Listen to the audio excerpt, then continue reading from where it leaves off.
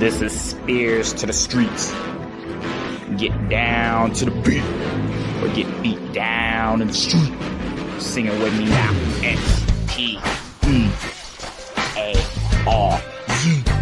Coming at you like an army. Ready for war like in the 90s. Back when Raw was going at it with Nitro. Around the time Naughty by Nature dropped Filmy Flow. Out here for the culture, but I'll take the dough if that's what it takes to make a king of the ring. William Regal. By the way, does it? Real hot tastes, no censorship. For then you're in the right place. Listen as I take time to dissect the best of what created. Put it out today from the waist. Coming at you live from a location unknown. Recording reviews off the cellular phone. With the show known for going off the hinges, but never hearing the dial tone. Far away from an F5 zone. On BDP, we ain't fearing no beast. This is spEarz2DaStreetz, your host of the show. spEarz2DaStreetz, host of the show. Your host of the show. This is spEarz2DaStreetz. This is fearing no beast. This is spEarz2DaStreetz. This is your host of the show. spEarz2DaStreetz. Zelina Vega's run as U.S. champ has been going as envisioned for the past month, until the 9th of May in Ohio. I have no idea why Alexa Bliss was presented as Vega's tag partner against Niven and Green of the Secret Service, other than the fact that she was in town, being billed from the Buckeyes, but here we are. At least Bliss was some help as she gave an extra push so Vega could get off that code red on the road to Niven. But the meteor that followed after needed, thankfully, no assistance. Despite the win, this match was nothing more than a rub for Bliss's in-ring return. Zelina carried the match, selling and sacrificing her own momentum as champ, so that way Dayton could recognize Bliss as better than she is. I am eager to see things get back to normal next week for Vega, and I am still baffled as to why she did not defend her belt the next night at Backlash. Lyra and Lynch were looking lonely out there as the sole women on the card. If secondary titles are being contended on PLEs now, then Creative missed a prime opportunity to continue to elevate Vega's reign to the level she deserves. Just as well, the pink and silver garb was far from an eyesore, but for the past 2 weeks, Zelina has been rocking that Trinidadian flag garb. We need more of that.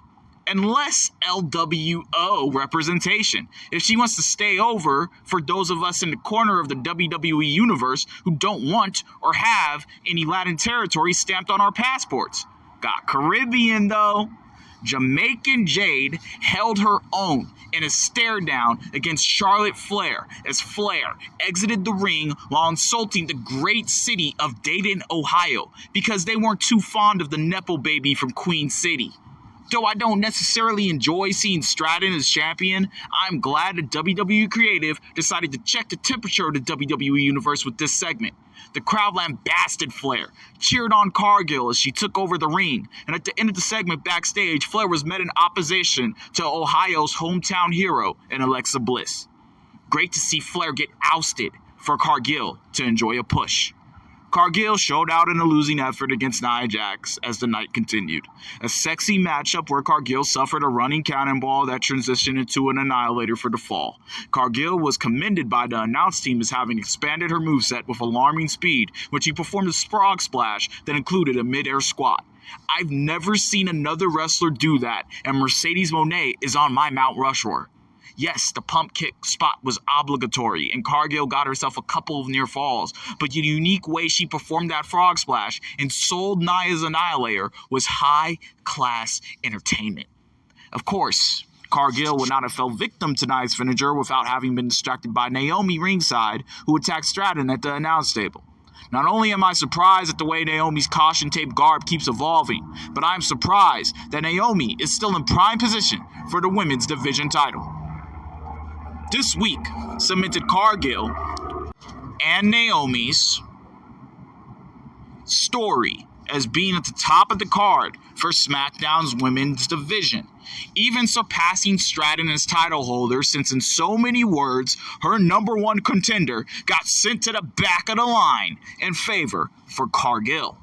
And with Belair a couple of weeks ago stating that she will be transferring back to SmackDown to be fully involved in this storyline, with these three, Zelina holding the US title, Kaden Carter, and Yemen Fab waiting in the wings of the tag division, SmackDown seems to be taking it back to its UPN days. And I'm all for the blackout, like Method Man and Redman just dropped a new joint album. This is spEarz2DaStreetz. Get down to the beat, or get beat down in the street. Sing it with me now. spEarz. Coming at you like it all me. Ready for war like in the 90s. Back when Raw was going at it with Nitro. Around the time Naughty by Nature dropped Filmy Flow. Out here for the culture, but I'll take the dough if that's what it takes to make a king of the ring. William Regal. By the way, he does it. Real hot taste, no censorship, or anything in the right place. Listen as I take time to dissect the best of what created. Put it out today from the waist, coming at you live from a location unknown. Recording reviews off the cellular phone, with the show known for going off the hinges, but never hearing the dial tone. Far away from an F5 zone. On BDP, we ain't fearing no beast. This is CBR's Bar, your host of the show. spEarz2DaStreetz, host of the show. Your host of the show. This is spEarz2DaStreetz. This is fearing no beast. This is CBR's Bar. This is your host of the show. spEarz2DaStreetz.